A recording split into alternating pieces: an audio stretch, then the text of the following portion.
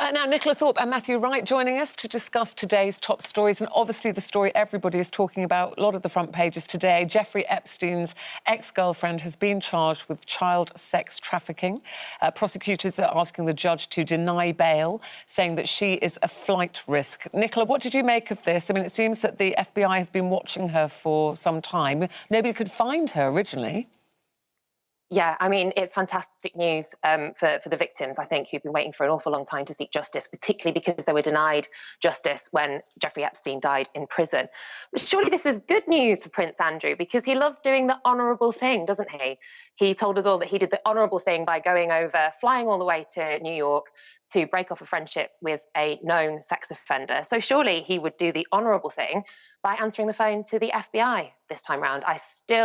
I'm highly frustrated that the Metropolitan Police have not stepped in and interviewed him. I don't understand why. We've all seen the evidence. We've all seen statements from both sides, and yet nothing is happening to Prince Andrew. And I think that is really what should be addressed now.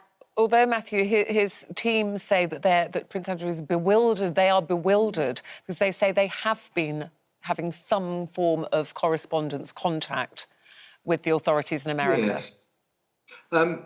The documentary went out 7 months ago now, and in 7 months he has no royal duties anymore as a result of the interview that he chose to give. And in those 7 months he still hasn't managed to find time to give a statement to put the matter to rest and to establish his protestations of innocence. I think it's deeply troubling. I share Nicola's concerns. I was very interested. I thought Mark Stevens, the lawyer, earlier this morning when you were speaking to him, he's echoed the views of Steve Hoffenberg, who was quite literally Jeffrey Epstein's partner in crime in that Ponzi scheme that saw Hoffenberg go down. And he said, like Mark Stevens, that there will be a lot of pressure on Ghislaine to basically side with the state in a prosecution, and that in order to avoid a very lengthy prison sentence, to turn evidence, if you like, for the state. And that could prove extremely difficult for Prince Andrew and others, I should imagine. And others. Nicola, we're getting into this situation where normally it would be the holiday season and the lockdown being lifted may result in certain air bridges between UK and, or certainly England and other countries. What's your feeling? Have you any particular desire yourself to hop on a plane or not? No, not particularly. I'd rather just go home and visit my family in Blackpool, but the train prices have gone up about 300%. But with these 14-day, the air bridges, OK, so our government is saying that you wouldn't have to quarantine for 14 days when you came back, but there's no guarantee that the Italian, Greek or French governments wouldn't insist or impose a 14-day quarantine when you get there.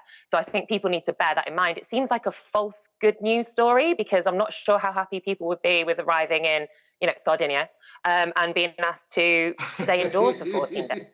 She said the Sardinia word. She said it. Yeah.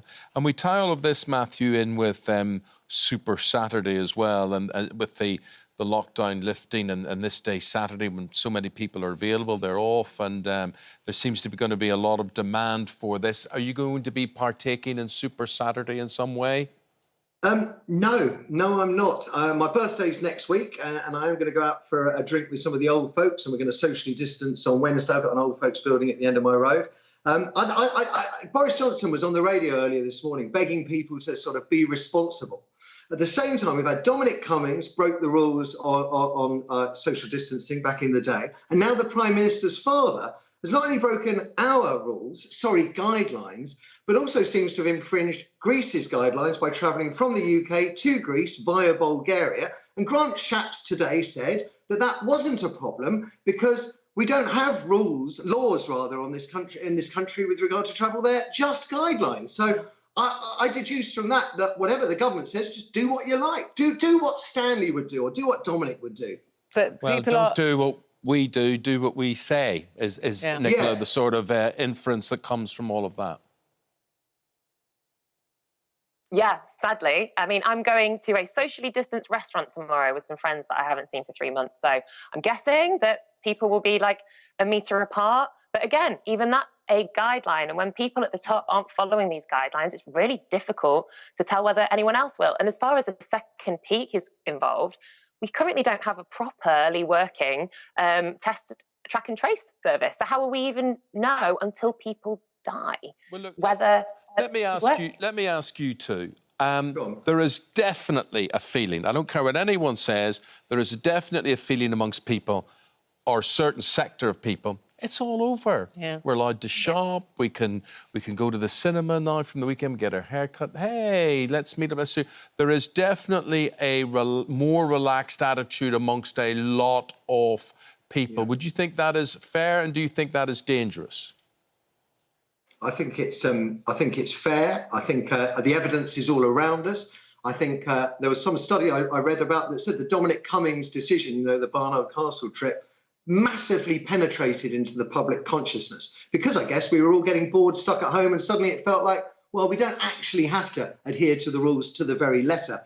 And I think you mentioned, Eamonn, earlier in the show that the incidents of COVID are now increasing in the workplace, almost doubled in a week, where they're going down everywhere else. And of course, we were urged to go back to work, 5 weeks ago? We're now being urged to go to pubs by a Prime Minister who, lest we forget, on the day Sage said back in March, don't shake hands. He said, I've been shaking hands with COVID-19 patients, and he ended up in intensive care a couple of weeks later. And Nicola, are you surprised that they chose a Saturday to allow pubs to open? You know, a lot of people are saying, why didn't they go from midweek when maybe more people have to go to work the next day? You know, that it's almost like going, yay, it's Saturday, we can all go out, we can all have great time in the pub, and people will forget that they're supposed to be socially distancing.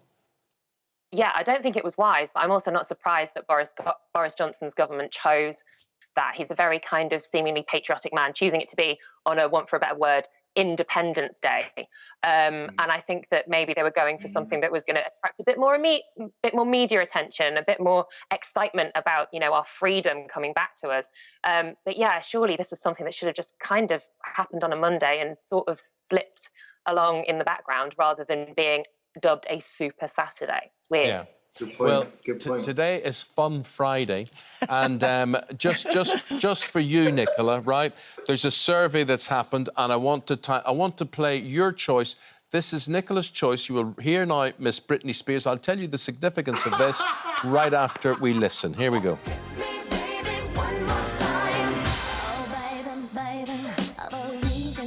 There she goes. Go on, Nicola. You chose it.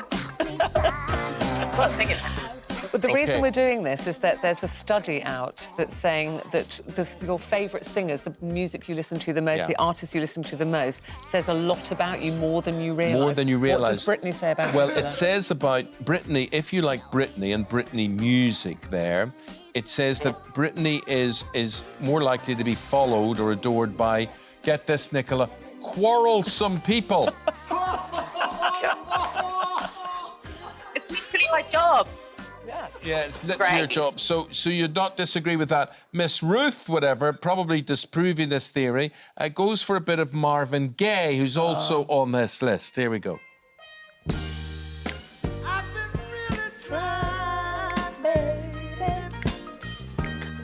Trying to hold back this feeling. Well, the point of all of this, which I think disproves this whole survey completely, is that Marvin Gaye is enjoyed by calm, emotionally stable people. There you are. Which is me, obviously. Would you agree, Matthew? There you go. Yes, totally, 100%. And yours is, very quickly. We haven't got time for No, that. just want to ask him. Yeah, he's a headbanger. I knew it. Thank you both. Thank you both very much indeed.